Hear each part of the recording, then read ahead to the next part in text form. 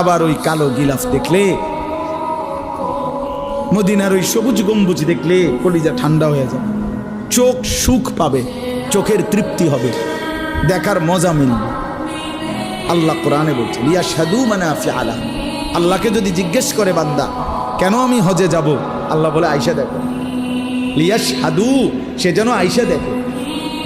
আইসো বান্দা, আসো না আমার ঘরে, আসো, আমি দেখাবো কুদরতের কি পরিমাণ নিদর্শন। দেখবা কদম কদম, পরতে পরতে আমার নিদর্শন।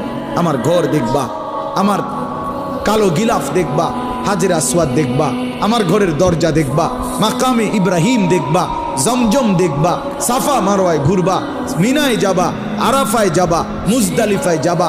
আমি তোমারে ঘুরাবো, ঘুরাইতে ঘুরাইতে গুনাহ মাফ করে একদম মায়ের পেটে নতুন বাচ্চা বের হয় যেভাবে, নিষ্পাপ বানায় দেবো।